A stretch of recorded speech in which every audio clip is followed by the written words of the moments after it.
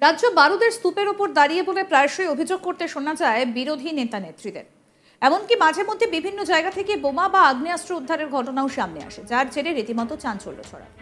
এবার সেই তালিকায় আরও এক সংযোজন, নদী থেকে উঠে আসছে একের পর এক বন্দুকের কার্তুজ। বিষয়টা শুনতে অবাক হলেও বিষয়টা সত্যি। উত্তর দিনাজপুর জেলার ইসলামপুরের খবরগাঁও এলাকায় দোলনচা নদীতে স্নান করতে নামে বাচ্চারা। তখনই তাদের হাতে উঠে আসে একের পর এক কার্তুজ, যা সত্যি আতঙ্কের সৃষ্টি হয় এলাকায়। এলাকার বাসিন্দারা এই ঘটনার খবর পেয়ে পুলিশকে খবর দেয়।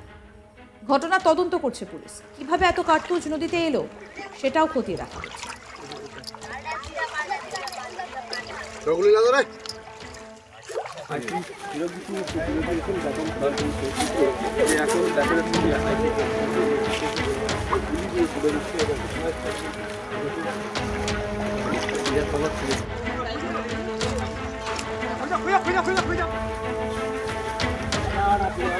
এখানে কোনো আগে পুলিশ ক্যাম্প ছিল?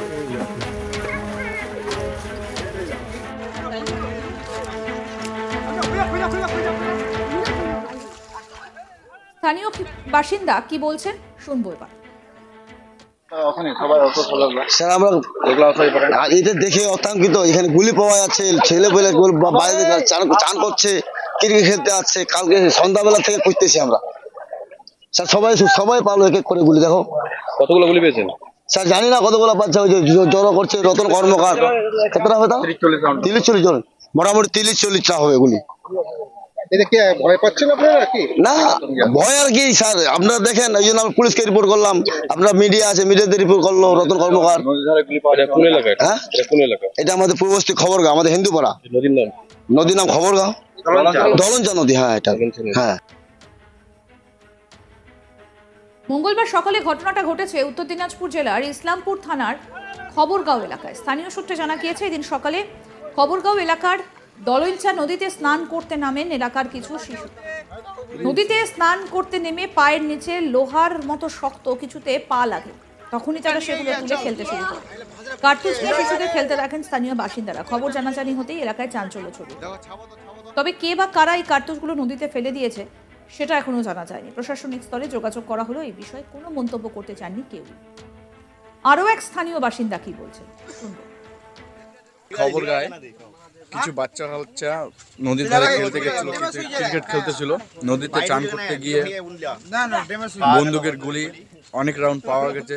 এমনকি বাচ্চাগুলা সবাই বেটে বেটে গুলিগুলা নিয়ে খেলাধুলা করতেছে।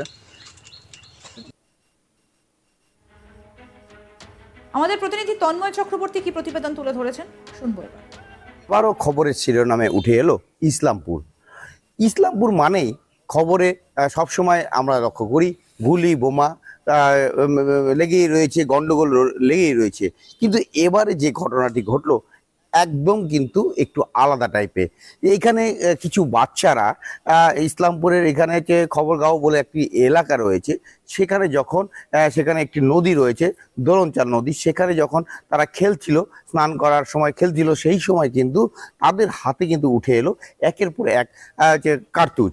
এবং এই ঘটনায় কিন্তু ব্যাপক চাঞ্চল্য দেখা দিয়েছে। এলাকার সাধারণ মানুষরা কিন্তু এরপরে একত্রিত হয় এবং একত্রিত হয়ে তারাও কিন্তু নদীতে নামে এবং তাদের হাতেও কিন্তু উঠে আসে একের পর এক কার্তুজ। কিন্তু এইভাবে যে একের পর এক কার্তুজ নদী থেকে উঠে আসাতে এলাকায় কিন্তু ব্যাপক চাঞ্চল্য সৃষ্টি হয়। এই যেটা জানা যায় যে এই যে দোলনচা নদী, সেখান থেকে কিন্তু 5 কিলোমিটার কিন্তু ওপারে রয়েছে কিন্তু বাংলাদেশ বর্ডার। এবং সেখানে যে বাংলাদেশে রয়েছে, এখন প্রশ্ন হচ্ছে বাংলাদেশ থেকে কোনো দুষ্কৃতিকারীরা এখানে অসৎ উদ্দেশ্যে কাজ করার জন্য তারা কি এখানে সেই অস্ত্র মজুত করতে চাচ্ছিল, সেটা নিয়ে কিন্তু এখন মানে প্রশ্ন দেখা দিয়েছে। এখন পুলিশ সমস্ত ঘটনা তদন্ত করছে। তবে যে এই ঘটনা কিন্তু একটা মানে অভিনব ঘটনা। এই ধরনের ঘটনা কিন্তু আগে কিন্তু এখানে কোনোদিনও দেখা যায়নি, যেটা আজ দেখা গেল দোলনচা নদীতে উত্তর দিনাজপুর জেলার ইসলামপুরের যে খবরগাঁও যে এলাকা রয়েছে।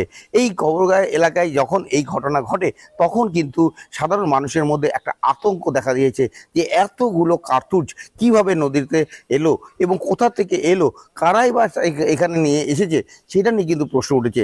পুলিশ এই ঘটনার স্থলে এসে সমস্ত যে কার্তুজগুলো উদ্ধার করে নিয়ে যায় এবং তারা এই বিষয়টা নিয়ে তদন্ত করছে করছে যে তারা কোথা থেকে এলো, কিভাবে এলো এবং কারা এর সাথে যুক্ত, তা নিয়ে কিন্তু পুঙ্খানুপুঙ্খ কিন্তু পুলিশ তাদের মানে বিভিন্ন সোর্স মারফত কিন্তু তদন্ত করছে।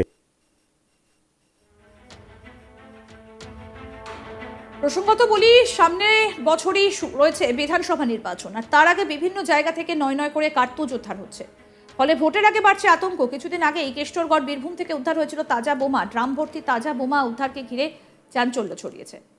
একের পর এক বোমা উদ্ধারে চাঞ্চল্য ছড়ালো বীরভূমে। ফের বোমা উদ্ধার বীরভূমের লাভপুরে। বীরভূমের লাভপুর থানার গোপালপুরের মাঠ থেকে 2 ড্রামে তাজা বোমা উদ্ধার করেছে লাভপুর থানার পুলিশ। শুক্রবার ভোররাতে তল্লাশি চালিয়ে এই বোমাগুলো উদ্ধার করা হয়েছে। পুলিশ সূত্রে জানা গেছে 2টি ড্রামে প্রায় 35 থেকে 37 পিস বোমা রাখা ছিল। এই বিষয়ে বীরভূম জেলা পরিষদের সভাধিপতি কাজল শেখ বলেন, ভোটের আগে এলাকা অশান্ত করতে বিজেপি এইসব করছে। কি বলেছিলেন তখন কাজল শেখ শোনাবো। এটা বিজেপির চক্রান্ত ছাড়া কিছুই নয়। যদিও বীরভূম জেলা পুলিশ প্রশাসন অতি সক্রিয় আছে, বিজেপি 365 মানুষের পাশে থাকে না, মানুষ হয়ে কাজ করে না। তারা এইভাবে একটা সাম্প্রদায়িক সন্ত্রাস সৃষ্টি করে মানুষের মধ্যে, ভোটারদের মধ্যে একটা ভয়ের বাতাবরণ তৈরি করার চেষ্টা করছে। লাভ হবে না, লাভ হবে না। মমতা বন্দ্যোপাধ্যায়, অভিষেক বন্দ্যোপাধ্যায় মনোনীত প্রার্থীরা 2026 নির্বাচনে বিপুল ভোটে জয়যুক্ত হবে। আর বীরভূম জেলা পুলিশ প্রশাসন অতি সক্রিয় আছে। যেখানে বোমা রাখবে, যেখানে ঝামেলা সৃষ্টি করবে, বীরভূম জেলা পুলিশ প্রশাসন দৃঢ়তার সঙ্গে তার মোকাবিলা করবে, নিশ্চিত থাকতে পারেন। আমাদের যেটু ধারণা, বীরভূম সংলগ্ন এরিয়া, ঝাড়খণ্ড এরিয়া, ওখান থেকে আনা হচ্ছে বলে আমরা প্রাথমিকভাবে মনে করছি। তাছাড়া পুরো ঘটনার পুঙ্খানুপুঙ্খ তদন্ত শুরু হয়েছে। বীরভূম জেলা পুলিশ প্রশাসন সেটাকে অতি সক্রিয়তার সঙ্গে দেখছে এবং আসল সত্য অবশ্যই আপনাদের সামনে উদ্ঘাটিত হবে বলে আমি আশা করি। 26-এ বোমা নিয়ে রাজনীতি হবে নাকি? এত বোমা উদ্ধার হচ্ছে। যেমন বিজেপি কারা করছে এটা আমাদের ভাবতে হবে। বিজেপি করছে কারা?